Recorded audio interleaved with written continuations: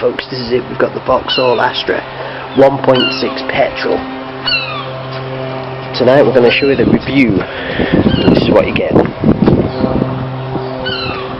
Okay. Quick look in the inside. Oh, here we am in the passenger seat. When you look at the Vauxhall Astra, it's not too bad. It's just a little bit bigger than a Ford Fiesta. The stereo is absolute rubbish, so that's been replaced. We've got no CD player now. What we have, memory stick, radio. That's all you need. It's got air conditioning. It's got no cruise control. Rear windows, air control systems, vents here. Decent sized glove box with two little parcel shelves in.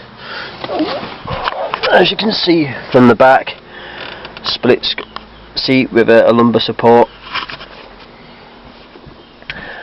Keep fit windows at the back there. Courtesy lights either side. This is on a 2002 model. We've even got a nice bit of chrome trim, cup handles, cup holders.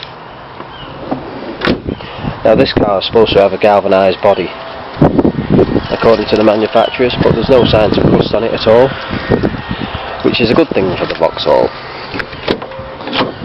Okay. Now the only problem with this car, which I don't like, is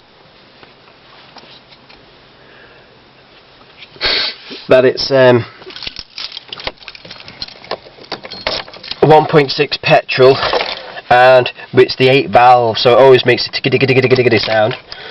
Let's listen to it start up.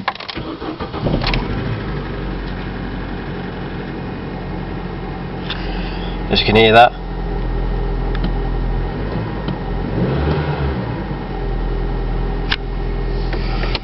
Lights on. Hazards. I mean, we've even got ourselves a little nifty tray there where we've got some spare music in there and that SD card. Well, if you listen to the engine, but at the end of the day it's very economical. The only other fault that they have on these Vauxhalls, see the fuel gauge, even though the engine's running, as you can see by the revs, that there's a big fault on these Vauxhalls, that the fuel gauge doesn't seem to work often, but you can replace it. There's a compartment underneath the back seats, and it's the fuel sender apparently in there, but I ain't gonna bother, to be honest with you. I'm just working off the mileage, and that's that one. What else do you need to look at? Well, to be honest with you, this car's not too bad. It's cheap and cheerful. It's a bit bigger than the Ford Fiesta. The boot's not too bad. You can get a little bit of shopping in there. It's reliable. It starts. What more do you want? It's not too bad. There are a few things on it I'd change if I was designing the car, like the windows, the electric window buttons. They're halfway down the door panel. I'd probably change that and make them more up to here, which I'd have thought they would have been, but I'd probably change the way the fuel works, the fuel gauge works. I'd change that, and when you look around, it's not too bad a car. I mean, it's easy to change bulbs and everything. You just plug off, plug on, and it's easy to get to. And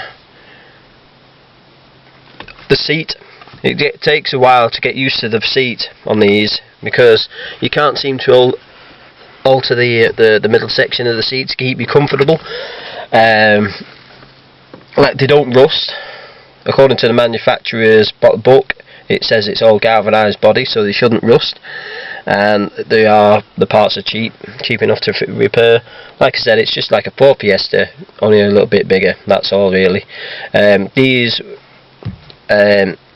The Ford's version of this is the Ford Focus, which I've had a Ford Focus before, and the Ford Focus is a good car. It gets you there even if it doesn't feel well. It will still carry on. Like I say, it's not too bad. It's not as big as a Ford Focus, not as roomy, but if you want something small, something cheap, you can get the kids in the back, and the luxury is fair to average, I'd say. Like you say, you get your electric windows in the front, you get your air conditioning, and then little basic stuff like that. There's no ABS or anything like that on it. You get your electric windows, you got your tilting,